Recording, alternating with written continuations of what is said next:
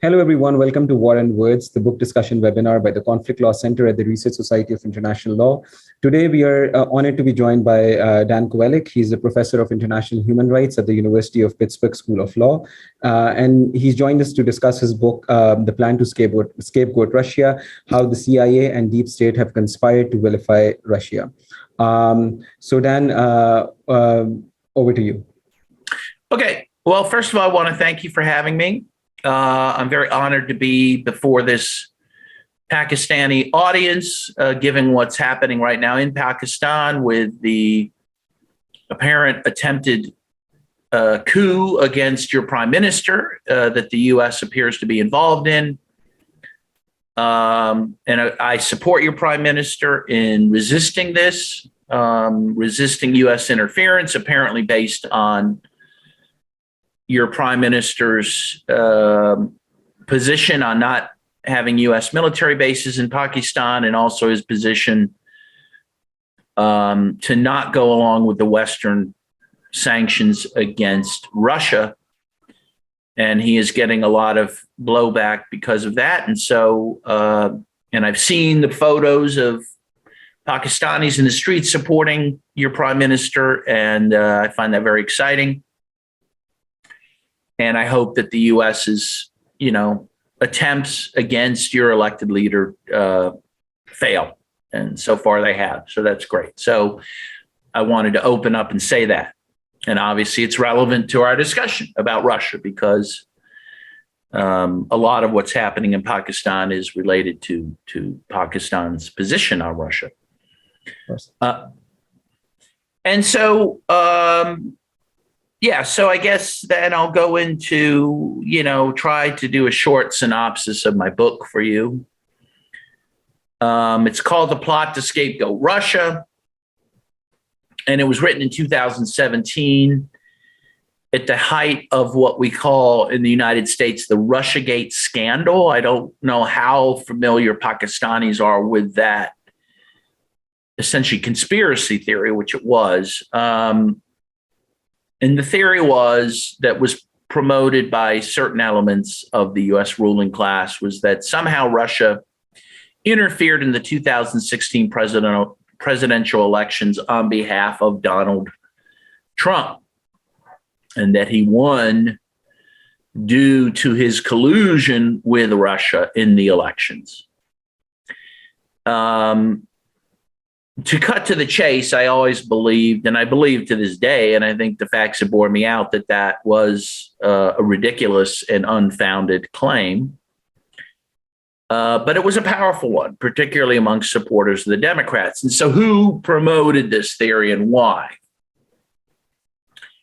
First of all, Hillary Clinton and the Democratic Party promoted it to try to explain their unexpected loss to Donald Trump. No one expected Trump to win that election.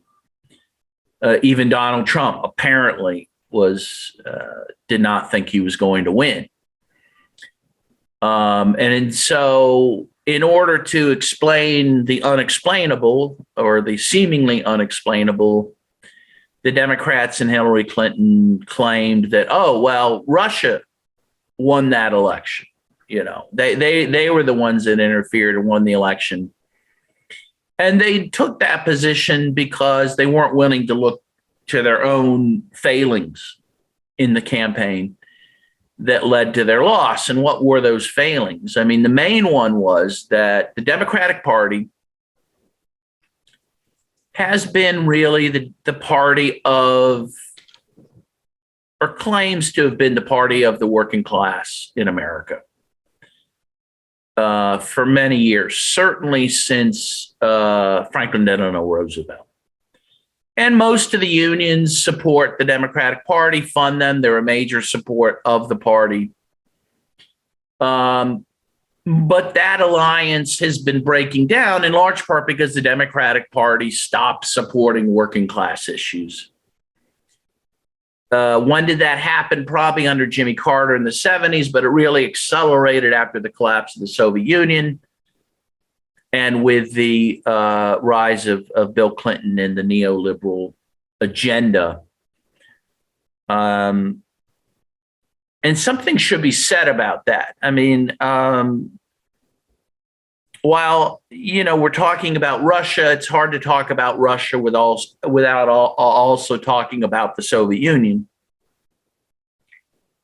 which I believe was, and I talk about this in the book, I believe was a significant actor in the 20th century in supporting anti-colonial struggles.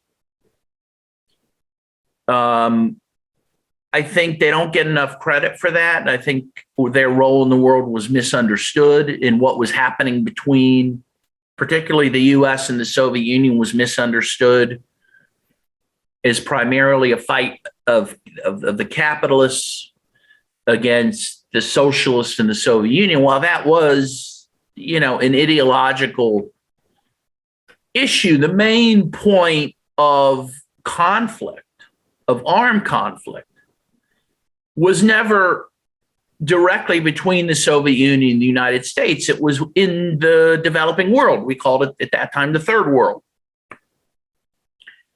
And the conflict there was this, that after World War II, the United States took over the role as the defender of Western colonialism in the developing world, because the rest of Europe was not in an economic or military position to do it themselves, right? The UK, France, Spain, Portugal, Belgium, Germany, all these countries that had colonies at one time or another throughout the world could no longer defend their hold over those colonies. And so the U.S., which did have the power, did have the economic might, did have the military might, because it never was invaded during World War II,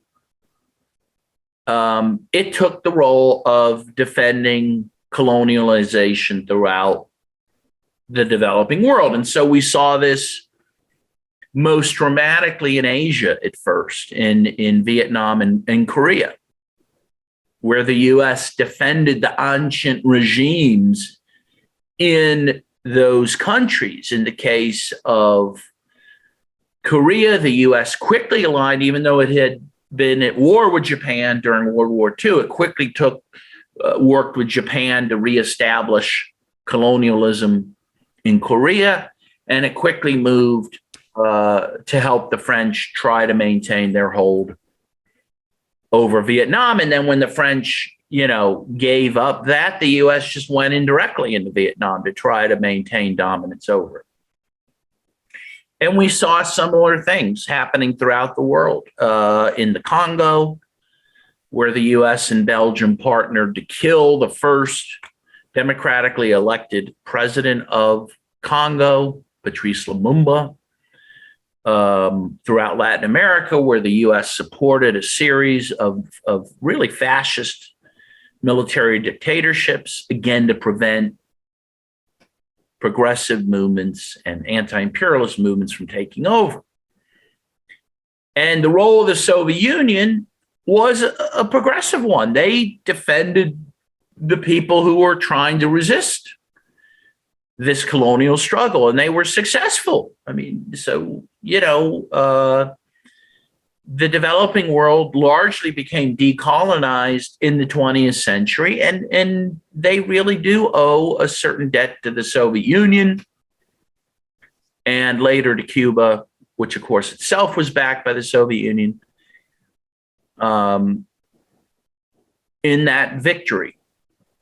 And again, I think that's important to think about as we think about why the world is aligned the way it is now vis-a-vis Russia, right? So now when the U.S. says, the world is aligned against Russia and Vladimir Putin. Well, when he talks about the world, what's he talking about? I mean, it's not actually a very big world they're talking about. They're talking about the U.S., Canada, Europe, and Japan and Australia. That's it. That's the world. Okay. But we know, and because you're there, there's a bigger part of the world that includes China and India and Pakistan and Africa and Latin America and most of East Asia. These countries in these regions are largely supporting Russia in this, at least quietly. And it's not a coincidence that that lines up with how the anti-colonial struggle lined up during the first Cold War in the 20th century. And so while Russia is no longer the Soviet Union, and it's important not to conflate those things because, of course, now the U.S. tries to do that to drum up anti-Russian hatred, right? They try to, there's a lot of people in the U.S., and I'll talk to them. I'll be on a radio show and someone will call in and say, well, Vladimir Putin's communist and Russia's communist. It's like, well, no, they haven't been since 1991. And so the U.S. plays that up to create anti-Russian hostility. But and so while that's not true, I think it's also not true that somehow the afterburn of the Soviet Union is somehow non-existent, right? There is still, I believe, now some of my comrades disagree with me, so I believe there is still this anti-imperialist, anti-colonial sentiment in Russia that is left over from the Russian Revolution and the Soviet Union. And I believe that most of the developing world believes that as well, and is why they're aligned with Russia right now. Again, that's a debatable subject.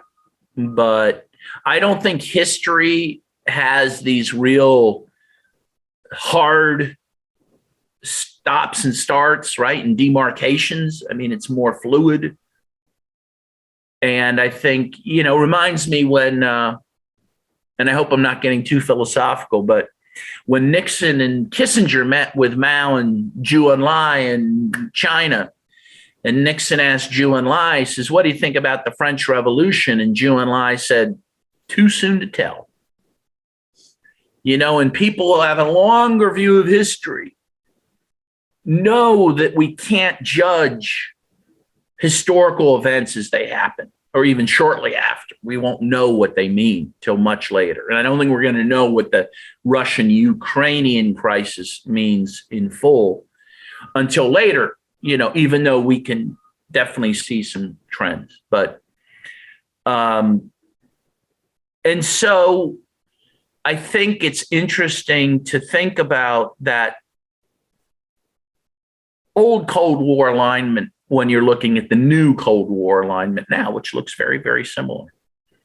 And by the way, and I paid particular attention to what the Communist Party of the Russian Federation, the biggest communist party, the one that kind of views itself as the successor to the Communist Party of the Soviet Union, what they're saying about this crisis now. And even though they oppose a lot of what Putin does, because again, Putin is not a socialist, he's not a communist, they do support what he's doing in Ukraine.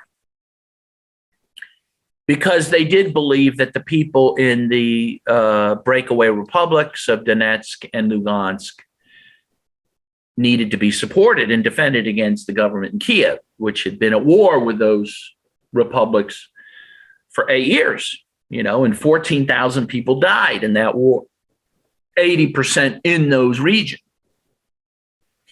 And we have to remember that when we look at this crisis. This war didn't begin a month ago. It began 8 years ago. And again, I assume most Pakistanis realize this. I find people outside the U.S. to be much more aware of world events than Americans. I find Americans to be, frankly, the most ill-informed people in the world, particularly on international issues. Most people couldn't find Ukraine on a map, is the truth. They couldn't find Pakistan on a map. I remember, one country I follow a lot and go to a lot is Nicaragua, which is in Central America, which has been a huge country geopolitically for the U.S. And during the height of the U.S. Contra war against Nicaragua, 59% of Americans thought Nicaragua was in the Middle East. Okay, that's how ignorant they are. Meanwhile, if you go to Nicaragua, which I do, and you meet, you go out in the countryside and meet a peasant, they will know more about what's happening in the world than someone who's gone to college in the U.S. That's just a fact. It's just a fact. And so dealing with these issues, of course, as someone living in the U.S. and trying to talk to Americans is very difficult because you really have to start from scratch. They have no idea what's happening in the world. So let me continue this thread if I can, and I hope I'm not getting too off base. But what I was saying about the 20th century and the nature of the anti-colonial struggle in the 20th century, again, I think is not something most Americans know. And I don't know how much other peoples in the world understand that, but it is important for understanding where we are now. And that leads me to something I wanted to share with you. When I was in Caracas, Venezuela in 2010, I had the honor of hearing a speech by Hugo Chavez. And Chavez said something that blew me away. I think I'm pretty educated and all, but I keep learning. And I think we all have to keep learning. And I learned some from Chavez. He's a brilliant man. And he said, that they call the 20th century the American century. And of course, what they mean is the U.S. century, right? Because America also includes South America, Mexico, and Canada. But Americans being who they are, they think that, the world begins and ends with them. So America is just the United States. But that is what American century means, the U.S. century. And what Chavez says, I don't think it was the American century. He says, I think it was the century of revolution, beginning with the Mexican Revolution of 1910. Many people forget that. That predated the Soviet Revolution, the Russian Revolution of 1917. And then the Chinese Revolution in 1949. And the Korean Revolution, Vietnamese Revolution, Nicaraguan Revolution, Cuban Revolution, on and on and on and on, right? And he says, I think that the 20th century was a century of revolution. And again, every revolution I mentioned to you also had an anti-colonial, anti-imperialist aspect to it, which the U.S. opposed invariably, and which the Soviet Union, once it was given birth to, almost invariably supported. And so again, when we look at the world alignment right now, and we look at Pakistan's position towards Russia right now, my guess is it is informed a bit by those old Cold War alliances, which again still have some relevancy. Because history did not end in 1991 with the collapse of the Soviet Union. You might remember there was that philosopher who famously said, this marks the end of history. That's absurd. Yeah. And by the way, he took that back later because obviously history proved him wrong. Yeah. So he's been very active these days, I think, trying to reassert the relevance of his thesis on social media if you follow him. Sorry, please go on. No, I'm sure he has, because he laid a marker out there and he's been embarrassed. So I'm sure he's trying to. Most people don't want to admit they're wrong. So, okay, so that brings us forward a little bit, and I hope that was helpful. And so this notion of scapegoating Russia, vilifying Russia, why is this done? Why is the U.S. continued to do this even after the collapse of the Soviet Union? And this is important now. And if you listen to Putin and what he's been saying, there was a speech he gave a few weeks ago, which was very profound, actually, and honestly very moving. And what he said is very true. He said, look, when the Soviet Union collapsed, we thought the deal was going to be thus. If the Russians and the other Soviet republics gave up communism, we'd be admitted to the West. We'd be back with you guys, right? With the good guys, the Americans and the Europeans. We'd be friends. We'd have integrated economies, and you would welcome us with friendship. And what Putin said, truthfully, is it never happened. The U.S. and NATO continued to expand towards Russia, even though they promised Gorbachev that NATO would not move an inch east of Germany if he allowed Germany to reunite, and they lied. And now they've moved very quickly up to the borders of Russia.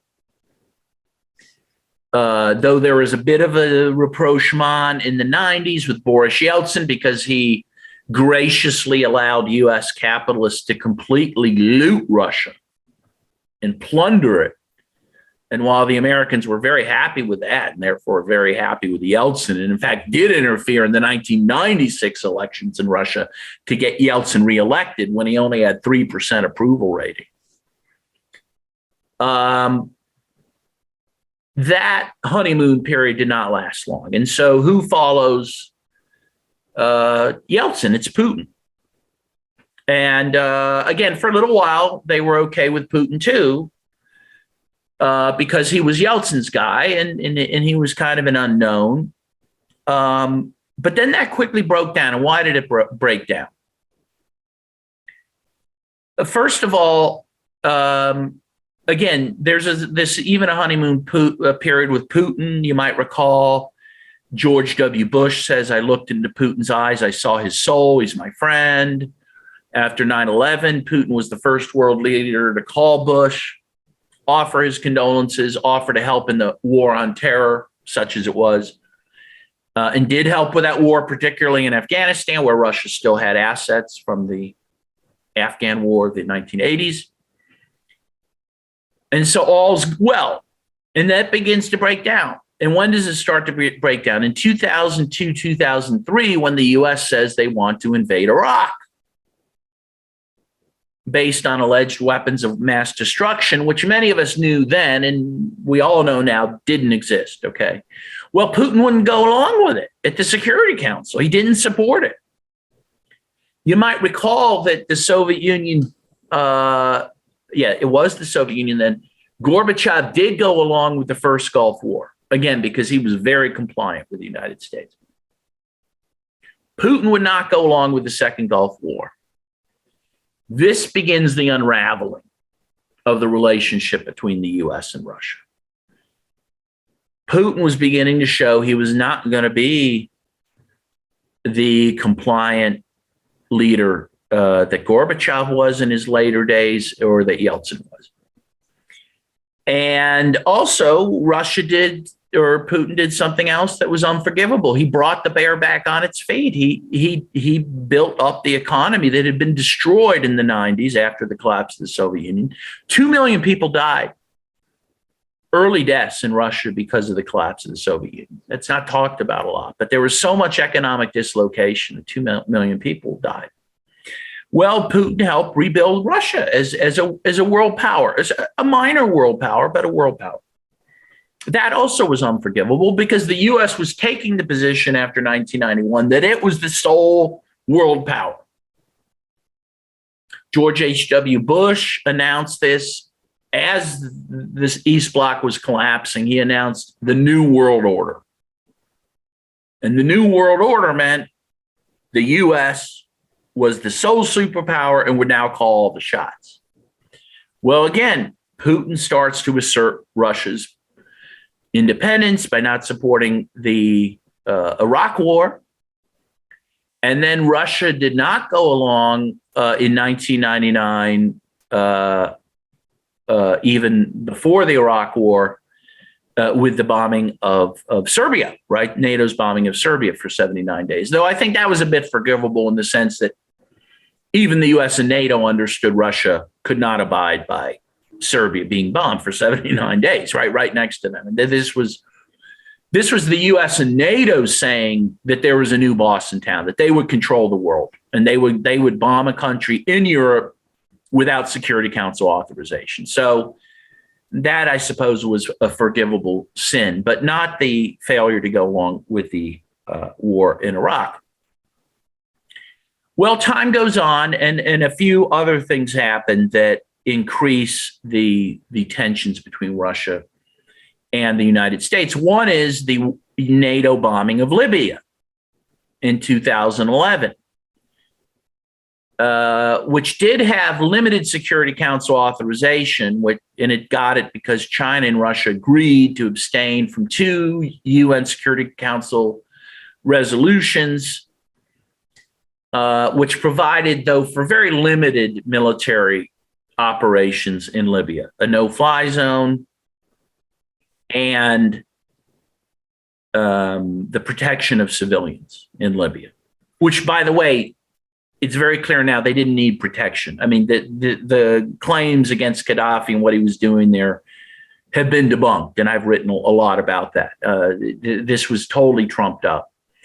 Well, of course, NATO went on way beyond what the Security Council authorization said they were allowed to do, bombed Libya from March to October 2011, and never stopped bombing until Gaddafi was murdered and overthrown. And by the way, with no government being put in place. I mean, it's basically, a chaotic country where slaves are now being sold in markets. It was a disaster.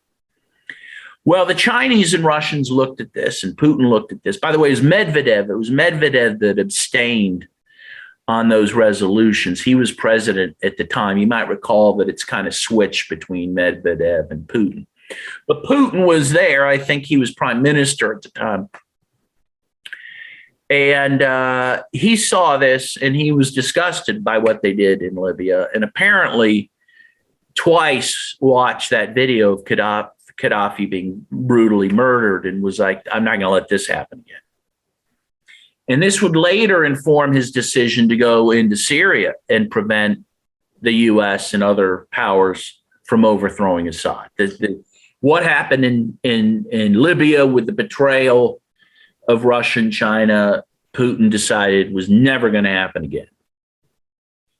Now, again, I hope I'm not getting too far afield, but this is in my book, but also think about how relevant this is to all these discussions about, for example, that, you see NATO acting unilaterally without Security Council authorization in Europe and Serbia, in Iraq, in Libya to some extent by going beyond what they were authorized to do there. And Russia's seeing all this. But also think about the fact of what it meant in Libya to have a no-fly zone, that quickly morphed into regime change, right? And so when now you have Zelensky, President Zelensky of Ukraine, going around the world lobbying people for a no-fly zone, and when people in the U.S. are pushing for a no-fly zone over Ukraine, understand that people have memories of what these no-fly zones were, and they were more than no-fly zones, right? And of course, in the case of Ukraine, it would mean necessarily attacking the Russian Air Force, which has total dominance over the air now in Ukraine. So you're talking about a world war. But even aside from that, no-fly zones mean a lot more than what is being suggested by people like Zelensky and others who support such a thing. So again, understanding all this history is important, understanding where we are right now. And so there's been this process because of Putin's perceived betrayals of the types I've mentioned. Putin has been vilified by the United States. Within the U.S., he is viewed as a monster. He is called a monster. He is equated to Hitler, which, of course, is obscene. First of all, it's not giving, due to those victims of Hitler who were in the millions. But also, it's just not factually true. And the other ridiculous thing is that the U.S. equates Putin with Hitler, and by the way, Stalin with Hitler, even though it was the Soviet Union and Stalin that overthrew Nazi Germany. And that's been forgotten. I mean, and that's, again, history's being rewritten. Now, all of a sudden, Americans, if I went down the street right now and I asked 1,000 Americans at random who won World War II, they'd say the United States. Almost all 1,000 of them. No, the Soviet Union won the war, at least in Europe, and some argue even in Japan. But now we don't give them their due for that. Now we equate the Soviet Union with Nazi Germany when they were mortal enemies, right? And we do that all the time, by the way, in the Middle East too, right? We'll say, oh, Saddam Hussein was a friend of al-Qaeda, when in fact he was a mortal enemy of al-Qaeda. When Gaddafi was a mortal enemy of al-Qaeda, right? But we lump all these people together, and Americans are just happy to go along with it because they don't understand. A Shiite from a Sunni, or Iran from Iraq. In fact, there's even a country, Western Sun, that was very popular after 9/11, where the singer sings, I don't know the difference between Iran and Iraq. And he's freaking proud of it. So anyways, it's not hard to convince Americans that a Putin in Russia are this evil in the world. And again, what my book is about is that this vilification of Russia and before it the Soviet Union, have always been smokescreens for something else, for other aims. Again, in the 20th century, it was for the aim of justifying the U.S.'s defense of colonialism, its support of right-wing fascist governments in the name of fighting the Soviet Union and communism, when it was rarely ever that. And what is it today? Well, the U.S. spends over $700 billion a year officially on military aid. Russia spends about $70 billion, right? All 11 countries, the top 11 countries combined after the U.S. don't spend as much as the U.S. does in 1 year on the military. And that's official. People say, well, if you include the black ops and the CIA, other things, it's really probably $1 trillion a year. Well, they can't justify doing that very easily anymore because, one, the Soviet Union collapsed. That was justifying it big time between 1945 and 1991. You had al-Qaeda for a long time that justified it, though, of course, that ignored the fact the U.S. oftentimes supported al-Qaeda, in fact, helped create it. And so they needed a new enemy. And the new enemy looked a lot like the old enemy in Russia, right? And it was a great enemy to have because the American people already hated Russia because of the old Cold War, right? And so you go back to that. You go back to the, what's in the lizard part of the brain of the American people and say, hey, remember those bad Russians? Yeah, they're back. And that justifies all this military aid. It justifies the existence of NATO, which should have gone away after the collapse of the Soviet Union, right? And it's led us to where we are now with this conflict in Ukraine. And obviously, look, I'm against war, and I'm against, invading other countries, particularly without Security Council authorization, which has happened in the case of Russia invading Ukraine. But I do blame the U.S. and NATO for what's happened. I blame the encroachment of NATO up to the borders of Russia and the unwillingness to compromise on that issue or even hear Russia out about that issue. I blame the U.S. for backing the coup in Ukraine in 2014, which brought to power an ultra right-wing government, which also was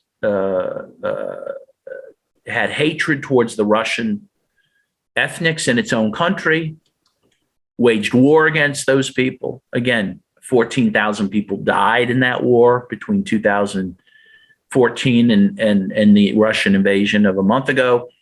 And 80% of those were ethnic Russians in the Donbass. And of course, Russia saw that, not just saw it. I mean, they experienced it because hundreds of thousands of people from that region in Ukraine migrated to Russia, right? So they personally felt this happening. And these were their brothers and sisters. By the way, most of those ethnic Russians are also citizens of Russia. And I'm not sure how that all happened, but I think that is a holdover from the Soviet Union. So literally their own citizens were being attacked. And again, the U.S. Not only never stopped that, but encouraged it and encouraged the Ukraine to take a very aggressive position against the Russian ethnics and against Russia, all to try to provoke what happened. They wanted this war. The U.S. and NATO wanted this war because they wanted to destroy Russia. That is the other thing that Russians now understand. And some understood this after the Soviet Union collapsed, and when the U.S. plundered Russia, supported Yeltsin, this alcoholic who betrayed his own people. As some people said, oh, the U.S. aimed at communism, but they hit Russia. No, they were always aiming at Russia, and they hit their target. Because again, the U.S. wants to be the sole superpower in the world. Russia is challenging that role, and it must be punished in the view of the U.S. And by the way, if it gets its way, it will destroy Russia and then move on to China, which of course really is a superpower in the world. And again, I think most of the world sees this. Most of the world outside the so-called West sees what's happening, and therefore is unwilling at least to condemn what Russia's doing, because they at least understand it, even if they don't support it. And they do understand that they could be next in terms of a U.S. regime change operation or U.S. aggression. And that brings us right back to Pakistan, which is actually now experiencing this from the U.S., right? And so that, I guess, in essence, is my book. I took 45 minutes to say that. But I hope this has been helpful. And I'm happy to answer questions, but that's my book in chief. You may see behind me, I have the Soviet flag. I still have a lot of residual sympathies towards the Soviet Union. I miss it. And I do think the world is worse off because it doesn't exist. And not, even in the West, because the West, meaning the US, Europe, Canada, when the Soviet Union existed, the ruling class in the West thought they had to give some concessions to the working class because the Soviet Union existed, and because if they didn't, people might be attracted to communism. So we did better off. We were better off because the Soviet Union was there, just as an example, just as a backstop. And now that they're gone, you see the U.S. much more aggressive in the world with all these unilateral wars. And you see capitalism out of control, including in the U.S., where in every city, and I see it in my city, you see more homelessness, people without jobs, without Medicare, medical care, without food. And that's only going to increase now, right? Because without the threat of communism, the Western powers don't feel they have to do anything for their own people. So we're seeing that, right? And that's why they want to get rid of China, because China actually shows a different way, right? They're actually taking care of their own people in a way that is very unnerving to the West, because they have no interest in doing that. And so that's all part of what's happening now. And so the little war in Ukraine really is, it's a world war already, right? Not in the sense that you have a great conflagration like in World War I or World War II, but you do really have, it is a proxy war between the East and the West, between, in some senses, the developing world and the developed world. And again, that is why the alignment that we're seeing. Okay. Thank you so much. The historical aspect that you've given, I think that sets the groundwork for some of the questions that I have.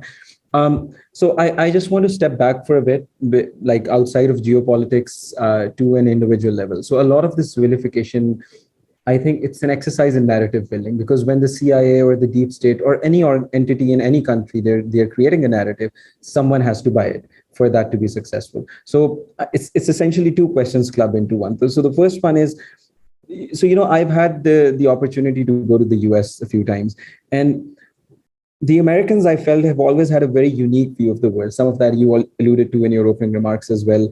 I don't know whether that's a product of history, geography, and culture. So, even when the Americans have their baseball tournament, they call it the World Series, when it's essentially just two countries in it. When you go on social media forums, you see that people in the rest of the so-called West, the Europeans, they're much more relaxed than the US. When you talk to the people in the US, when you go to the US, there seems to be a paranoia gripping the population, as in the whole world is out to get you. So how much of this, the success of this vilification campaign, it can be attributed to the collective American psyche, if I may call that? And my second question is based on the first chapter of your book. So you refer to yourself as a Cold War kid. How did you awaken from that? Growing up in that era where a certain narrative was, you had to buy that, and then your awakening from that into your views right now. Okay, great questions. So first of all, yes, what you were talking about is something that it has a term, and it's called American Exceptionalism. And it is a religion in the United States. And it is a religion which the prime tenet is as follows: that the United States is the essential nation, that it represents a unique good in the world. It represents such things as freedom, democracy, and it is essential in the world and must act in the world to defend democracy and freedom and human rights, right? That is American exceptionalism. It is a deep-seated religious, quasi-religious view in the United States. Almost everyone in the U.S. Believes in that American exceptionalism, even if it's not on a conscious level. It just is.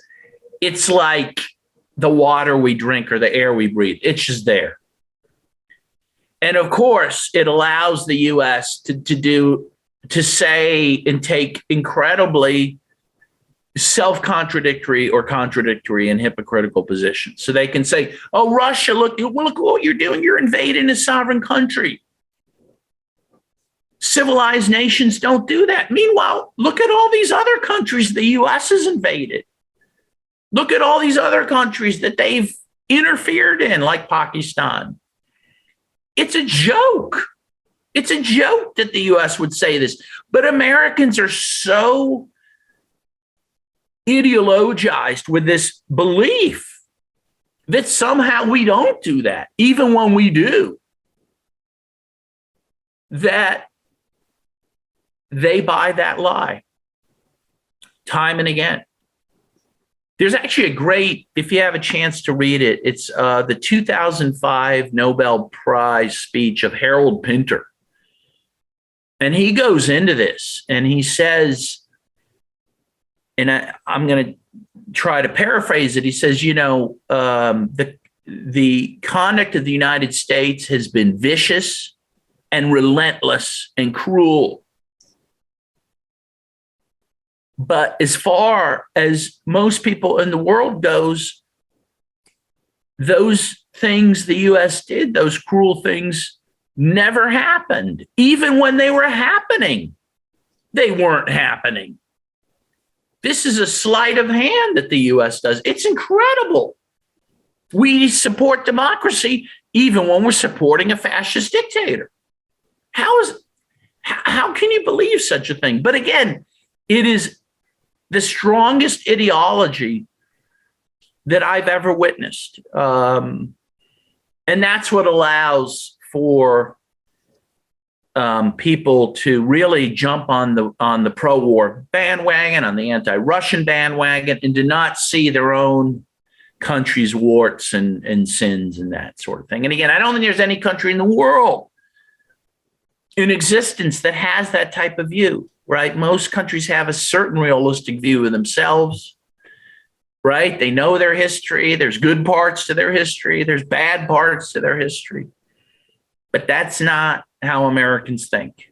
And that's, if you want to understand Americans, that's a primary, big thing you have to understand about them. So how did I get to this place where I somehow broke through the matrix? Well, first of all, I grew up a Roman Catholic, and I grew up in a very anti-communist home, very right-wing home. But one thing that did was that the ideas of the Soviet Union, communism, and the Cold War struggle were important to my upbringing, because I heard about them every day, because my dad was very zealous, in supporting the Cold War struggle, anti-communist struggle. So at least in a sense, it made me more political and more interested, right? So that was valuable to me, even though initially up really to the point I was maybe 18, 19, I was on the other side of that, on the pro-U.S. side. But the other thing is, again, the problem is that, I was so convinced, because I was made to be convinced, that the U.S. was such a bright light in the world, that once I saw some of its blemishes, the whole thing just fell apart for me. What were those blemishes that I saw? I mean, a big thing for me was the war in Central America. The U.S. in the 80s, when I was a kid, I was in junior high school during this time, very formative period of my life. I noticed some things that were happening, that the Archbishop Oscar Romero, Roman Catholic Archbishop in El Salvador, was murdered by U.S.-backed forces. Most people acknowledge that. And I'm like, well, I thought the U.S. was defending the church around the world, right? And I thought we were the good guys, and we're killing a bishop. And I saw what they were doing in Nicaragua, and I saw what they were doing in El Salvador and Guatemala. They were killing hundreds of thousands of very poor people. And when I went to Nicaragua, when I was 19 years old, I went during the Contra War and saw what the U.S., the kind of war they were waging against, again, these very poor people in a country of about 2.5 million people, a tiny country, a country the size of a big American city, not even the biggest American city. And we were terrorizing this country. Why? Because they overthrew a U.S.-backed dictator. And this, I just couldn't abide by this anymore. It was, everything to me seemed like a lie. I mean, we weren't the good guys. We were the bad guys. And this is what some people like the guy who exposed the Pentagon Papers, it'll come to my mind, his name. But anyways, he said when he discovered what the U.S. was doing in Vietnam, the brutality of what the U.S. was doing to civilians in Vietnam, raping women, raping girls, murdering children and old people. He said, it's not that the U.S. is on the wrong side. The U.S. is the wrong side. And I came to that conclusion. And as I sit here with you right now, I believe that. Now, within my bones, as much as I believed as a kid we were the good guys, I believe the U.S. is the wrong side. And I believe the U.S. is the greatest threat to world peace in the world, is the greatest purveyor of violence in the world. Martin Luther King said exactly that before he died. I think it's more true today than when he said it. And I can't go back. Once you see those things, you cannot unsee those things. It makes, on a personal level, it makes living in this country a lonely task, because it's hard to convince most people of these things, and when you speak the way I'm speaking, people think you're insane. Conspiracy theorist. And that's essentially why I asked you this question, the whole awakening part, because the way the world is now, in every country around the world, especially because of social media, and how all these the algorithms of big tech work, we are, I think, essentially being boxed into our own smaller and smaller echo chambers. We are unwilling to, look outside those, the state narrative or whatever is being fed to us, and see that, maybe what you're being told is not right. So that, and sticking to the question of narratives, in your book, you reference Donald Trump's interview with Bill O'Reilly, where he calls some of the past American presidents the biggest killers, and that's doing the rounds on social media these days with regards to the Russia-Ukraine war. So, on a party level, because of how U.S. media, I think, is structured, Republicans often get a very bad rep about, everything that's wrong in the US, or maybe that's what we've been hearing since, like, Donald Trump ran for presidency. But if you look at this from purely a foreign policy perspective, as someone who's living in the Middle East or South Asia, we have this argument recently that the Republicans have been better for us. If you look at Donald Trump's time, if you look at the worst kind of attacks that happened in places like Pakistan and Libya, they happened during the time of the Democrats. So would you say that this narrative building exercise also extends, has a difference when we examine this on a party level, or are both the Democrats and the Republicans equally culpable in vilifying Russia? Well, that's a great question. I would say the Democrats, by a small margin at this moment, are more likely to vilify Russia. In terms of the leadership of those parties, I would say it's more or less the same. They're both close in terms of willingness to do that. Where the difference lies is in the bases of those parties. If you look at the polls, conservatives who support the Republican Party, again, I'm talking your average voter, are more apt not to see Russia in the bad light that the Democratic base see it. And that's where the difference lies. And what's happened in the U.S. is a shift between those two parties, sort of, again, at least in the base of the parties. I mean, the leadership of the parties have always been pro-war, always been pro-interventionist, and they still are, okay? But in terms of the base of those parties, there's been a shift. The Democratic base has tended over the years to be more anti-war, more anti-interventionist, more likely to protest wars. And that was true up until after the Iraq War of 2003. And a shift started happening. And I think it happened really hard under the Obama administration because, Obama was very much an imperialist president, as all of his predecessors, but maybe even a little more so. He was a great face of imperialism because most people around the world trusted him, because he was an African American. They thought, oh, he must have good instincts. I thought that. I really worked hard on his first campaign, supported him. Well, it proved that he was not that, but his base, which also was very enamored him for many reasons, but also because he was the first Black president, which was a great thing. And again, I cried when he was elected. I cried tears of joy. They were not the base, people like me, but not me because I quickly understood what he was, but people who felt that way about him were very reluctant to criticize his military efforts, including in Libya. Okay. And so what this did was it then starts to shift where then the liberals, who usually are more pro-peace, they start to be okay with war. Even under Trump, they were okay with it when he acted militarily because they had gotten used to this idea, under Obama. And the conservatives started to be more critical of war and of our interventions, in part because Trump, at least in his lip service, at times was critical, right? And not so much in his actions, but certainly in his lip service. He said, we got to end these endless wars.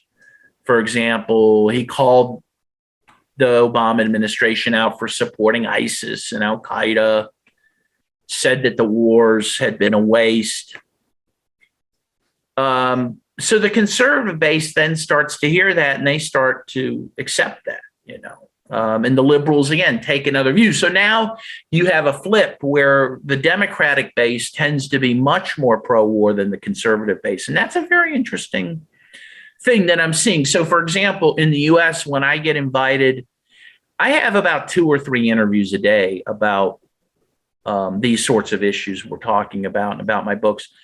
I would say most of the time it's on conservative talk radio because they're more open to these views. And that's a very fascinating thing that we're seeing. Yeah, I think it goes back to what I said about echo chambers. You also wrote a book on this, on the cancel culture. I think that's growing increasingly common, especially on US liberal college campuses, where you just cannot discuss an opposing point of view. But anyway, so moving on to the narrative building aspect of vilification, to the financial aspect. John Mearsheimer, he's a neorealist scholar of IR. He wrote in the early 2000s, he essentially predicted the crisis with China and said the US is never comfortable with any nation getting very strong in its own backyard. And the US always, as you also mentioned, wants to be the sole superpower. But the world is too big. And what he says, the world has too much water for any one country to have entire control. In your book as well, you also, on the chapter title "In Our Backyard," you also mention how Clinton meddled with Russia, and you also mentioned that earlier.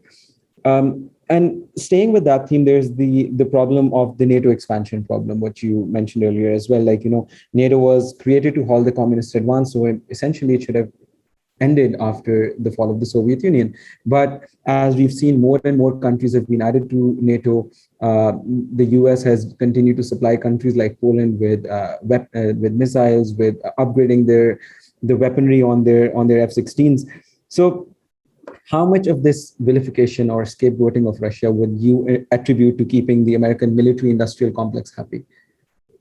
Yeah, well, I think it is. I think it's key to keeping them happy. And they've said so, by the way. You've seen the CEOs of Lockheed Martin, Raytheon, these are military contractors. They've said the crisis in Ukraine is good for them.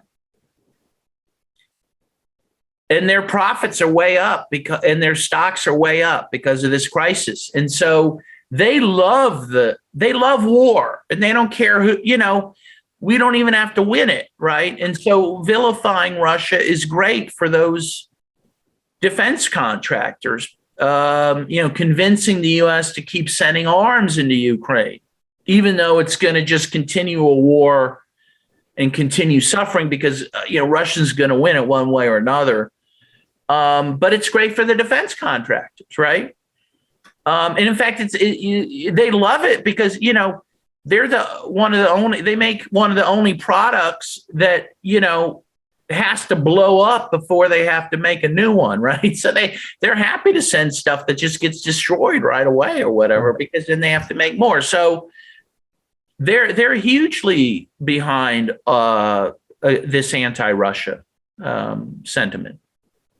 Right. And with this recent when the Russia-Ukraine conflict started, we've seen this move by the US and Western countries to seize a lot of wealth for Russian oligarchs. And in your book, you also, I think in the chapter, The Attack on US Democracy, I think you mentioned how the US is not really a democracy as well, because the way the political structure exists as of now, you are, by you, I mean the setup in the US is also an oligarchy.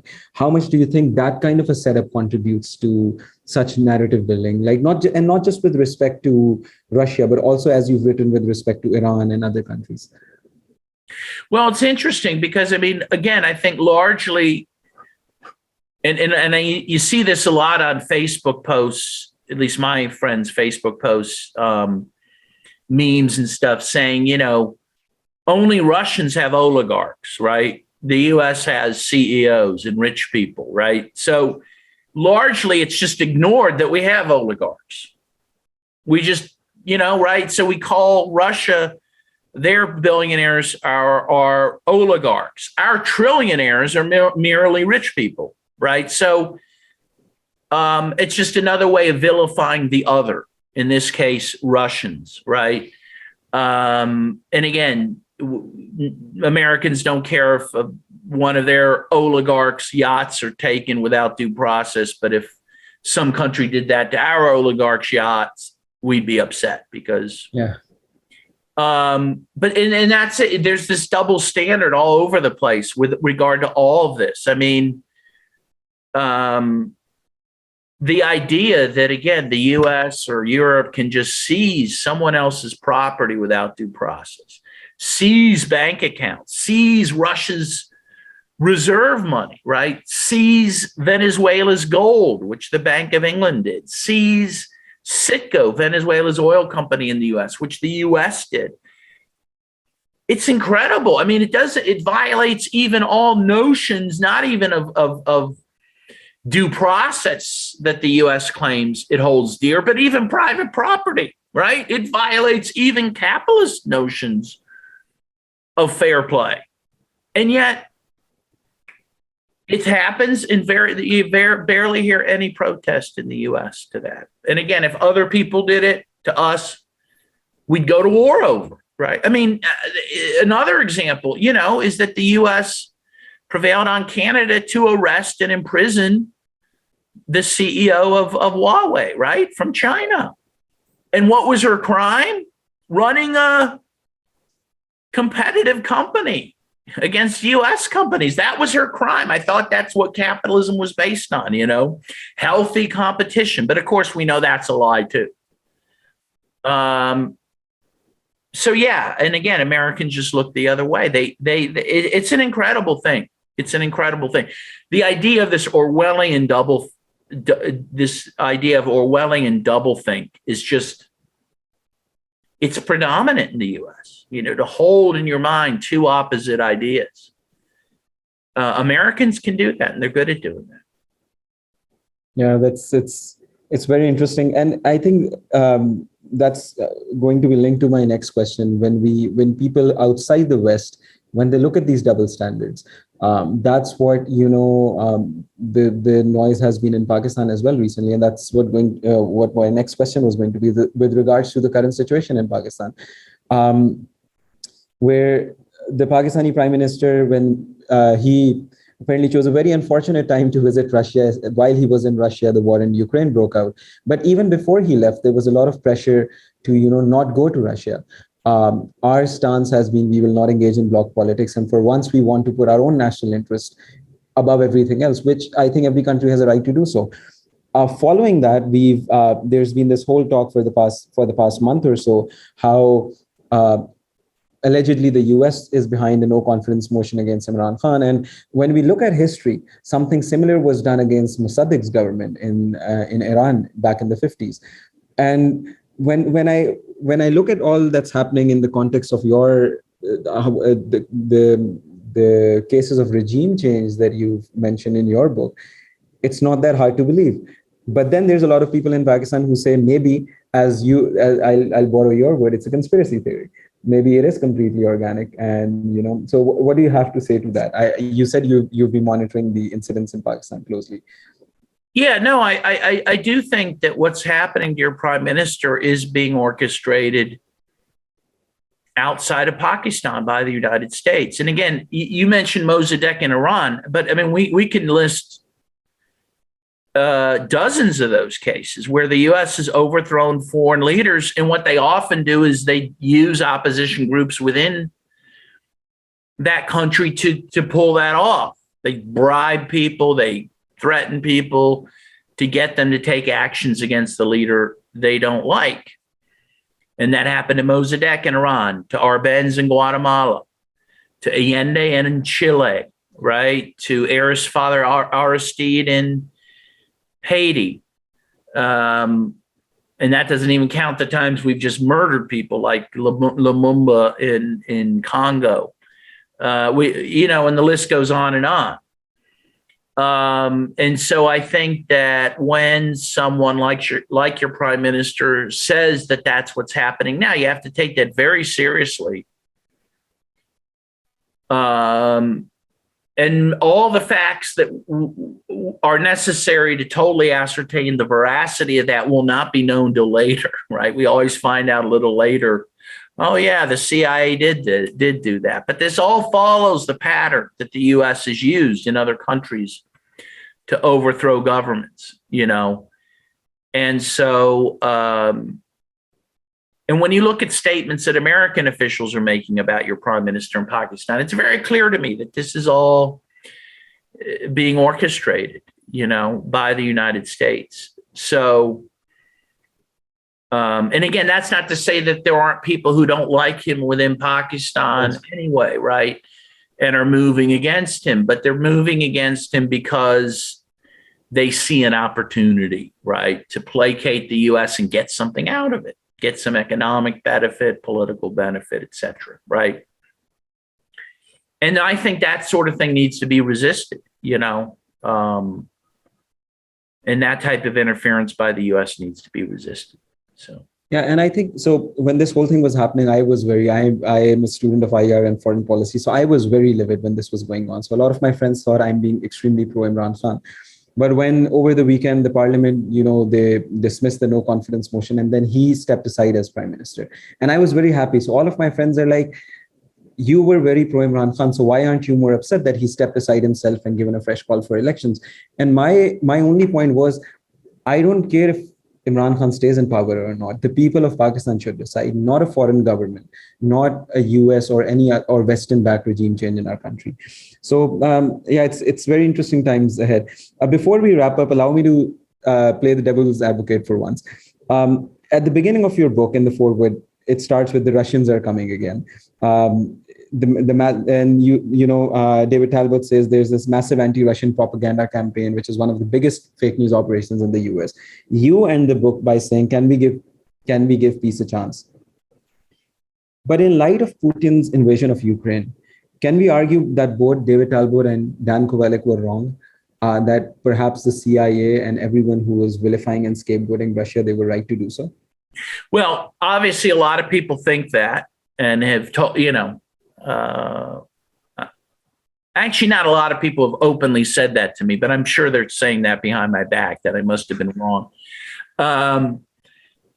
Yeah, I don't think I was wrong, and I don't think Talbot was wrong, because first of all, people like us and others have what we predicted was if this vilification continued and if this kind of irrational anti-Russian, not just sentiment, but also conduct continued, if we continued to provoke Russia in the way we were, that this could lead to war, right? So, and we were right about that. I mean, the whole point is that we saw this as very dangerous and that we would provoke the bear at some point. At some point, Putin and Russia would not be able to stay restrained. And we thought that was a bad outcome, would be a bad outcome, but we predicted that was going to happen if things didn't change. They didn't change, and we got exactly what many of us predicted. It doesn't prove at all that somehow Russia and Putin are the menaces that people claim. First of all, whatever you think about the invasion of Ukraine, certainly it's undeniable that Russia had some legitimate security concerns for itself and the ethnic Russians in Ukraine for doing what it did, right? Much more than the U.S. has had for its invasions of Afghanistan, Iraq, Libya, Serbia, right? They go halfway around the world to invade other countries that have no ability to attack the U.S. That's not true with Ukraine. Ukraine is right on Russia's border, did have an ability to attack ethnic Russians in their own country, and even to be used as a base from which to attack Russia. So first of all, they have legitimate security concerns. So that is to say, they're not crazy or evil in the way that they're being claimed. Even if you disagree with the invasion, you have to at least understand, well, yeah, okay, but there were reasons. There was a rational basis for what they did. And in terms of what they're doing and how they're carrying out the war, frankly, they've been much more protective of civilians in Ukraine than the U.S. ever is. in its wars. For example, I saw a statistic that in the first, whatever we're at, 5 weeks of this conflict, there's been about 1,600 recorded civilian deaths in Ukraine.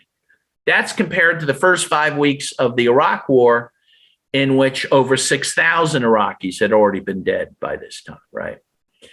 And we see that Russia's losing a lot of soldiers, and they are, because they're willing to lose those soldiers in order to try to protect civilians. That's not to say they're not killing civilians, but I don't think they're going out of their way to do it. And in fact, I think they're trying their best not to. And while people claimed that Putin had designs of taking over all of Ukraine and annexing Ukraine, we don't see that happening, right? We now see troops that were surrounding Kiev. They've left Kiev now. And clearly because Russia never intended on taking it, right? That was part of a military operation designed to do their main goal of subduing the forces in the Donbass region, this mostly ethnic Russian region. And clearly the surrounding of Kiev was a strategy to divert Ukraine's military to the west while the Russians subdued the east, and that's really what they're trying to do, that they're trying to I guess in their view protect that region, and that they don't have greater designs on Ukraine.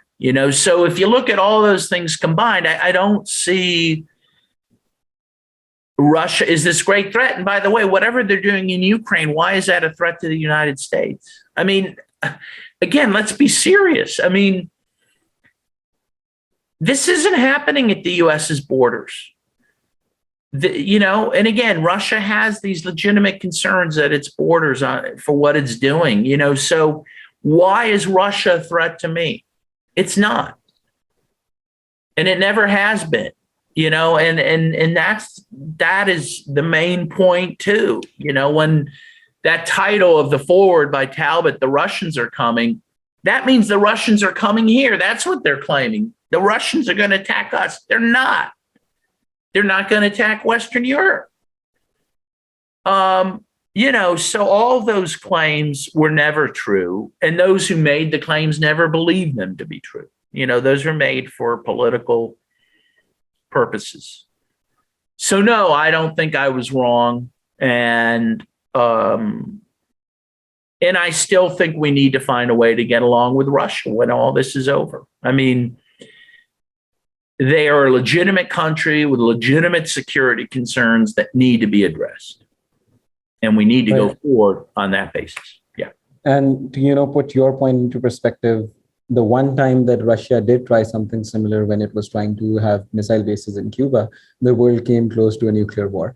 So exactly. No, exactly. The one time that the U.S. was confronted with what Russia's been confronted with now for years, yeah, the U.S. almost went to war over, right? So, yeah, I mean, but again, there's no empathy. There's no empathy for what the Russians are seeing and witnessing and experiencing. And it's because of that lack of empathy that allows, again, Americans to simply vilify Russia and Putin as some kind of monsters. Yeah. So just one last question. So as we conclude, would you say that there is now a similar vilification operation going on to scapegoat China? And can we expect to see more and more of that in the coming decades? Yes, and we've seen that for years. The anti-Chinese sentiment. And that's an interesting, that's an interesting split in the U.S. So the Democrats are very happy to vilify Russia. The conservatives, the Republicans are very much prone to being okay with Russia, but hating China. So, there's a huge anti-Chinese sentiment. I think there are designs on destabilizing China, and we're going to see that more and more. Yeah, so that's also part of the game plan, no question about it. Right.